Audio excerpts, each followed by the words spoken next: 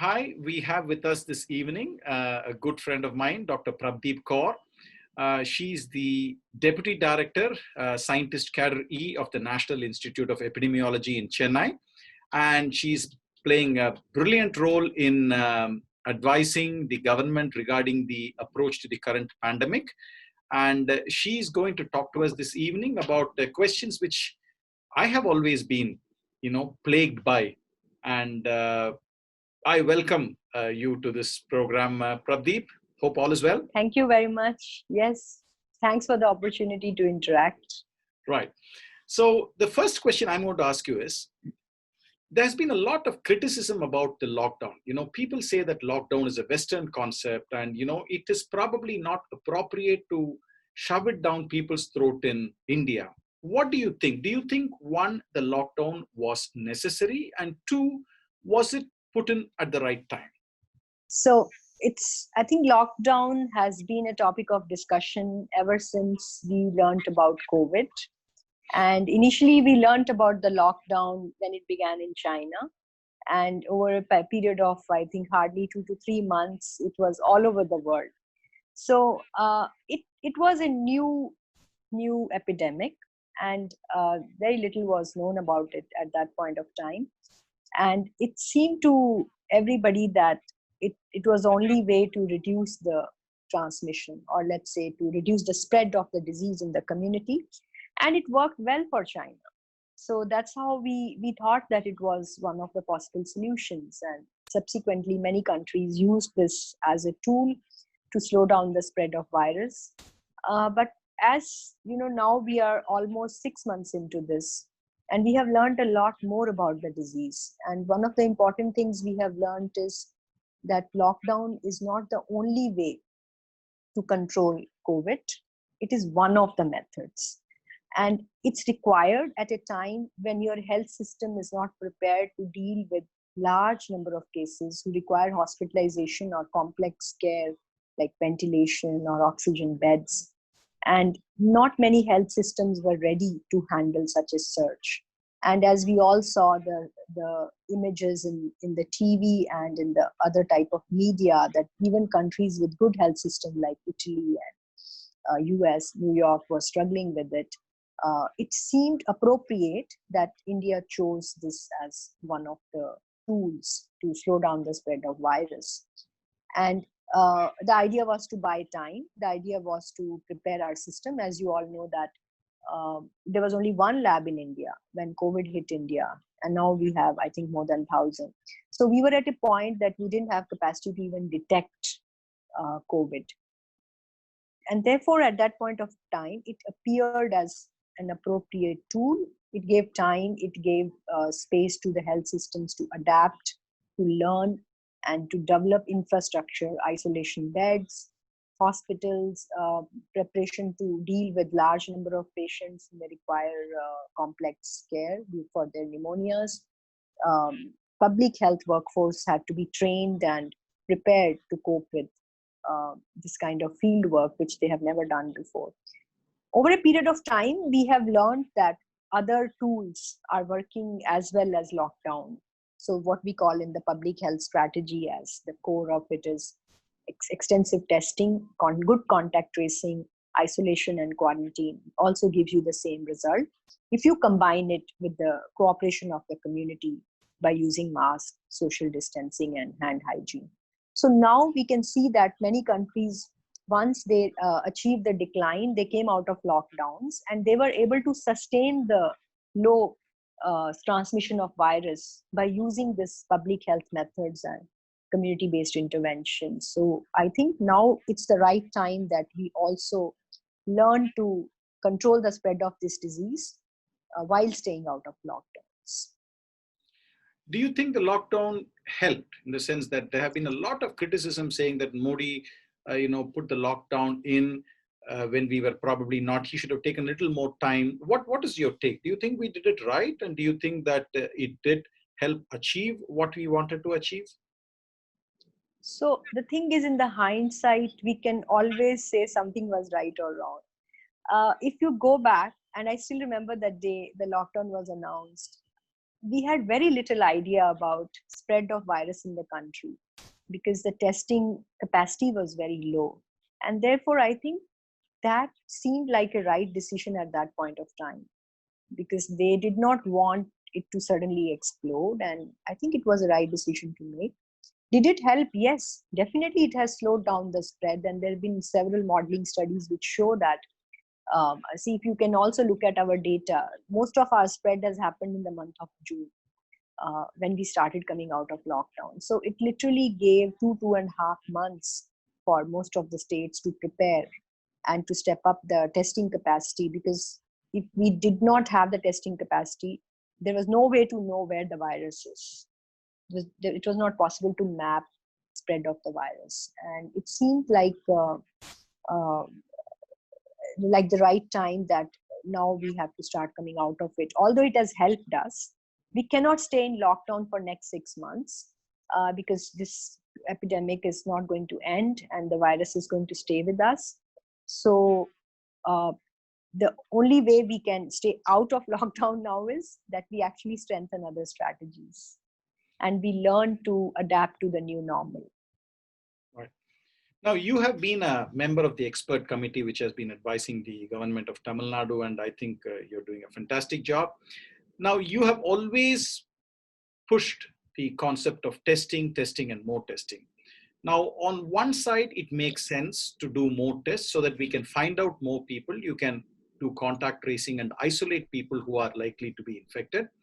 But on the other hand, one of the criticisms says this should be now we are already having so many cases, we should have a syndromic approach. In other words, we assume that somebody with fever is positive and treat them as positive. So the role of testing is actually, you don't need to go chasing the virus. The virus is already here. So do you think that testing still has to be done? And if so, why do you say that it has to be done? Okay. So this is one epidemic where testing is very, very important. There are several reasons for that. Then the first and the foremost is this is a highly infectious virus. So there are instances where we deal with epidemics where an individual cannot transmit to another person. For example, if you take dengue outbreak or chikungunya outbreak, I have worked in a lot of vector-borne disease outbreaks. So once we know that a particular geographic area has dengue or chikungunya outbreak, and there are instances where you cannot really test everyone simply because testing capacity may be limited, access to lab may be limited. So we assume that all fevers could be due to that disease. And what we do is we establish epidemiological linkage, means how this case is connected to another case who has similar symptoms.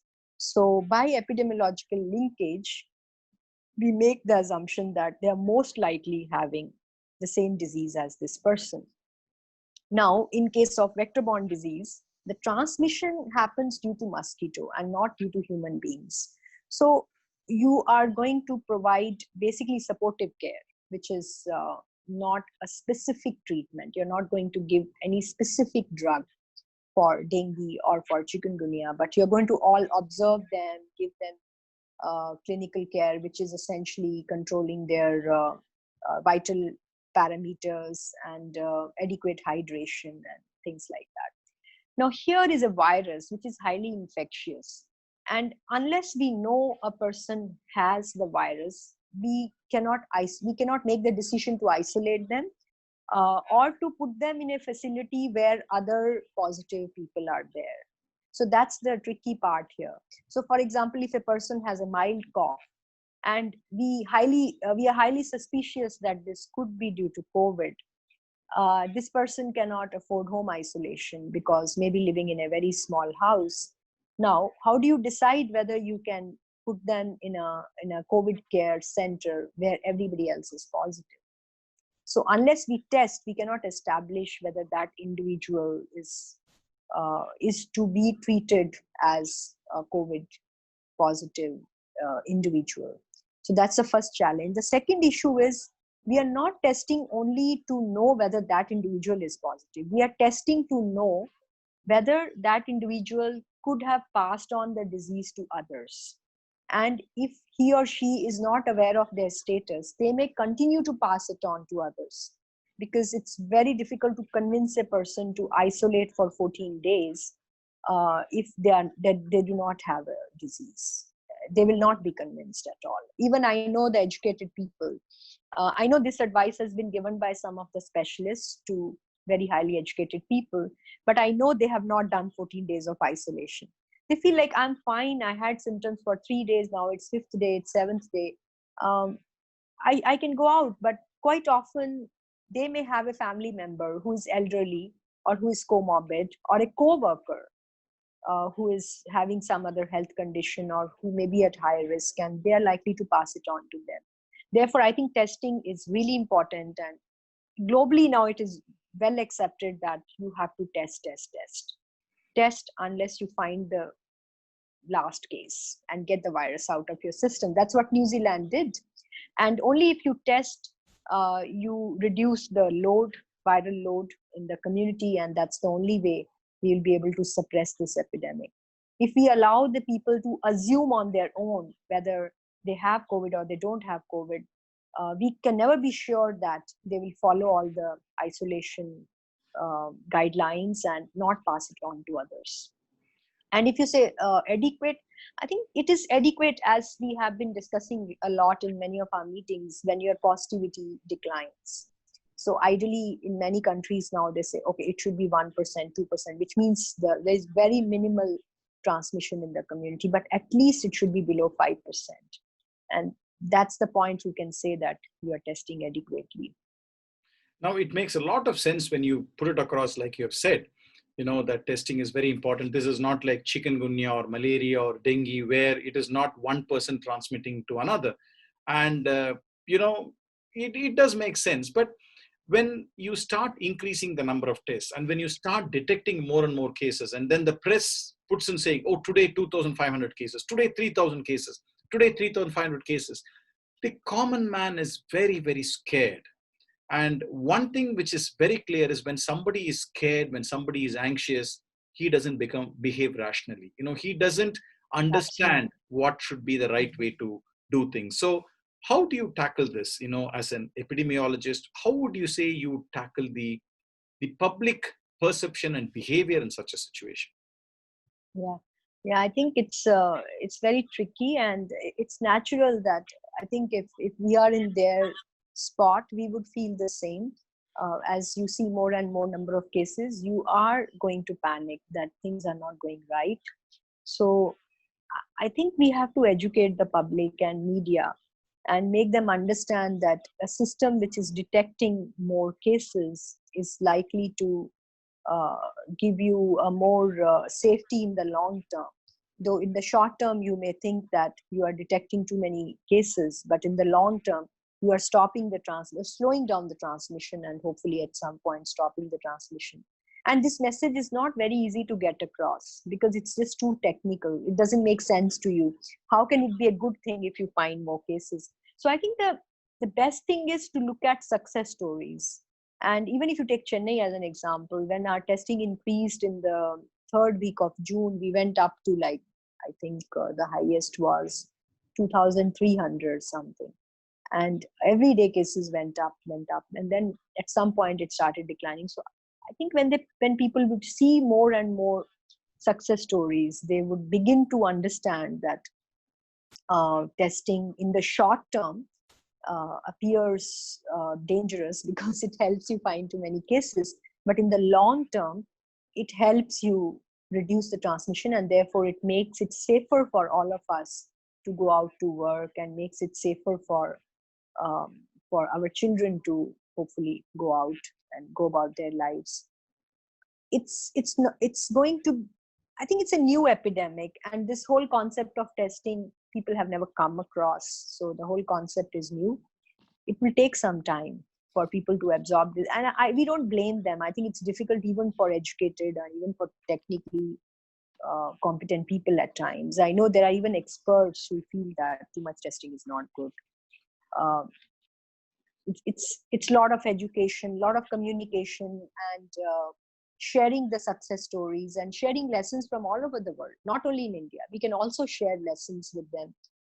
For instance, New York is a perfect example, which had such a bad explosive outbreak. And if you look at their epi curve now, it's come down, and their positivity is remaining below 5%. And if you look at their testing, it dramatically increased over a couple of months, and they are keeping it very high. So as people see more and more positive stories, they'll begin to believe in the power of testing and not worrying about the numbers, but more worrying about um, how the testing and the whole public health strategy actually helps us achieve control. When you put it across like this, it's very reassuring, even though the cases are going up. But where do you think we are headed? Where do you think, there's a lot of confusion that we have reached the peak, we are getting down. There's some people are saying, no, the peak is yet to come. It's probably going to be in September or October. What is your take on the future? Yeah. So what we have learned from many countries now, that peak is in our hands. We have to decide. It's like you can't let virus have the upper hand. You need to take control over the virus. You should decide when the peak should come, or you may not allow the peak to come at all. Because the whole peak assumption is based on the fact that at some point, 50% or 60% population has to be exposed, and then the cases will automatically start declining. But many countries are beating that assumption, and they have not reached even 5%, or if Spain has 5% herd immunity, and I think New York City, various studies show 15 to 20%. They have already brought their curve down, and they are keeping it low. So what we have learned, the herd immunity concept, that is when you let the virus run wild on its own. That's when you get that one peak, and then it's coming down. But now, after having learned from so many countries, there is no reason why we should let the virus run wild. We have to take control. So we should not let the peak come on its own. We have to decide how much we can handle. So depending on our health system capacity, depending on the number of beds we have, depending on our testing capacity, we need to keep the virus transmission slow and under control. It would mean there may be multiple waves. There are times when the cases will increase, and then we may have to step up our response so that we find more and more infected people in the community. And by doing that, we will be able to bring down the number. And this process of waves, where you have multiple times going up and down, it will keep happening for several months as we move along. So there is nothing like one peak. That one peak is it's a model. It's an assumption, and somehow everybody got stuck on that. We have to beat the peak. We should not let that peak come. That should be our goal. Right. And I hope we achieve that goal. The other thing is, everybody believes that the government should take care. When they say the lockdown was put in and then it didn't serve the purpose, then they say that, the extending the lockdown is not useful. I believe that it is not the question of the government or the institution to ensure that, this comes down. It is everybody's responsibility. What do you feel? What is the role of each and every one of us in this pandemic? Yeah, I think it's a shared responsibility. That's the better way to put it. Everyone has to contribute, and the government is doing their part. So government has two kind of things which governments can do. One is strengthening the public health system and ensuring there is adequate manpower, resources to do what we call as a test, trace, isolate strategy. And also putting in place certain regulations, for instance, making masks mandatory, sort of issuing guidance to various institutions, industries, workplaces, schools, as to, if at all we are going to open the schools, the appropriate guidance as to what measures they must take to reduce transmission. And in addition to that, the other big role government has is providing access to testing and treatment, which is in terms of having adequate testing centers and hospital beds, isolation beds, beds with oxygen and ventilator. So these are all the activities which governments can do. But you must understand that alone will not be enough. because we have to reduce the spread of the virus. And if we don't reduce the spread of the virus, there will never be enough beds. You can keep on adding the beds, but if we keep adding the patients, at some point we are going to run out of beds. So what citizens can do is very simple. It's 3 Ws: wash your hands, watch your distance, and wear your mask. So just need to do 3 things. It's as simple as that. I know it looks simple. It's not simple to implement, but that's the only way out. But another thing which we have learned from several countries around the world is that most of the outbreaks seem to happen in closed settings and in large gatherings. So as citizens, we can also make sure that we don't get ourselves involved in situations where there are large gatherings, or we don't arrange such gatherings. And secondly, we avoid prolonged contact, being close to people in a closed space. So although you can do outdoor activity, you can go for a run, you can go for jogging, as long as you're not very close to somebody else. Even if you are interacting, you maintain a distance.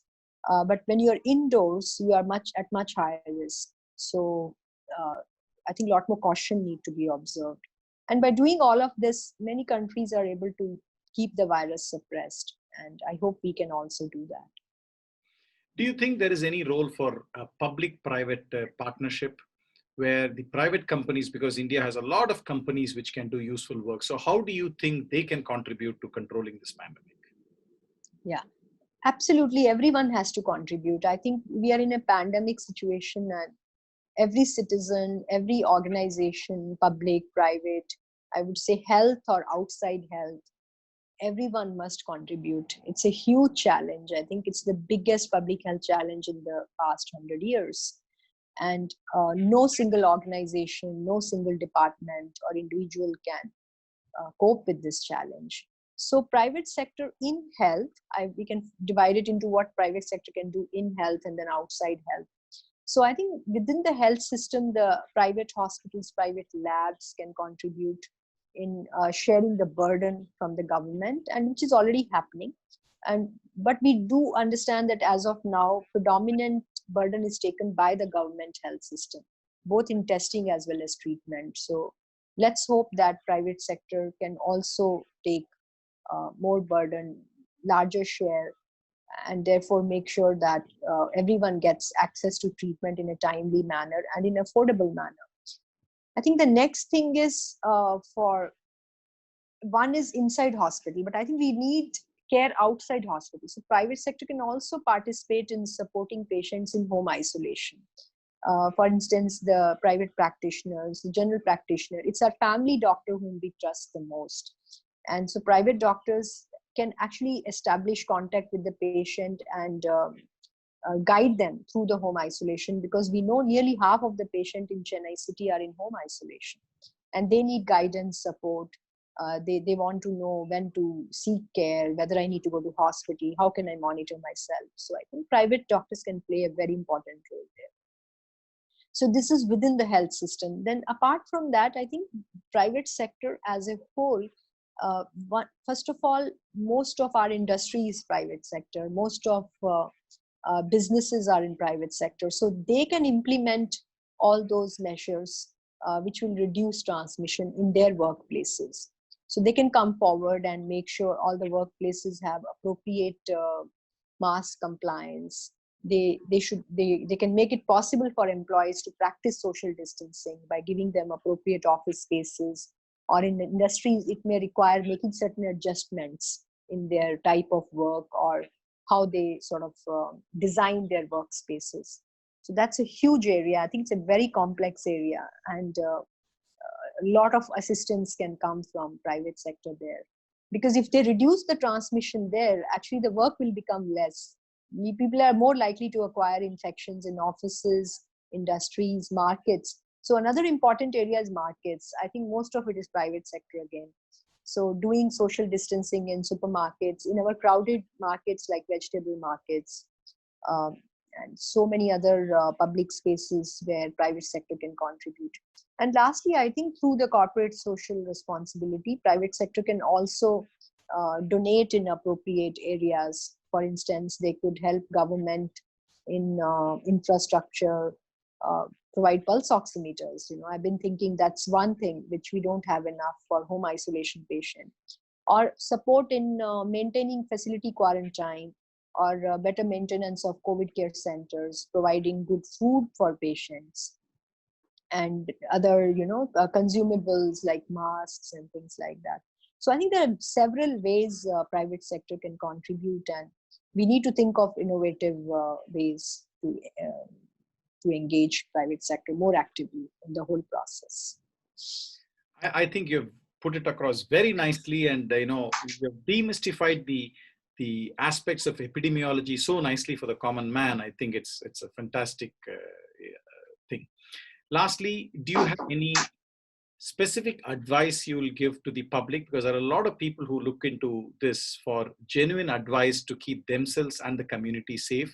So is there something particular you would like to add? I think two things from my observations in the past couple of weeks. One is stigma that's, I think, bothering me a lot, bothering many of us. In fact, we are very concerned both from the point of view of people reporting symptoms, and secondly, looking after themselves and their families if they become positive. I think both have become problematic. So I think, first of all, people should not be afraid of COVID. Majority of the people recover and do well. And even the ones who get hospitalized, I'm sure you can tell more as a clinician, many of them do just fine. They go through, even if they go through a turbulent hospital course, they come out of it. So in general, it's not as scary as it is made out to be. So there's no need to fear COVID. That's first and foremost thing. So if you have even mild symptoms such as cough, excessive tiredness, fever, sore throat, don't take it lightly and report to your doctor at the earliest.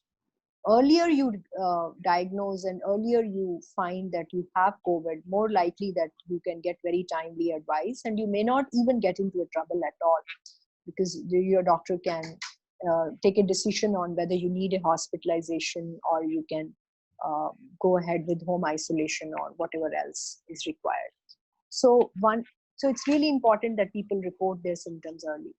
The second and most important thing is that even if they themselves, their friends, their colleagues or family member develop COVID, they should not stigmatize others. They have to provide their love, care, support, whatever they can. And they need to keep in mind that anybody can get it, and it's no fault of the individual that they got COVID. So by just being kind to others, by showing care and concern for others, will give more confidence to people that they can cope with this deadly virus. So let's hope that we can get the fear out of the minds and make it kind of a more friendly environment, because it's very hostile. I know families have faced very hostile response from their housing associations, workplaces, and from various other people. So let's not make it more difficult than what it already is. That was fantastic, Prabdeep. You have been so reassuring and refreshing in your approach. I think we definitely need to change our thoughts. In fact, just today I had a patient who told me that she had been running a fever for the last 3 or 4 days, and she was just having body pain, and her doctor had said that this was just the usual virus. And at this point in time, there is no usual virus. Any Absolutely. fever, I think, or body pain, we have to think of COVID and take the Yes. appropriate steps. And I think you very nicely raised the issues of stigmatization and the issues of importance of seeking medical help and not fear or panic this condition. The rising incidence or the increasing tests which reveal more cases is not a reason to be worried. It gives us better, it strengthens us in our fight against this virus. So thank you very much. That was very, very nice. And I wish you all success in your endeavor in this aspect of managing with the government on one side and tackling the virus, through the Institute on the other side. Thank you very much for your time. Thank you so much. Thanks for the opportunity. It was wonderful.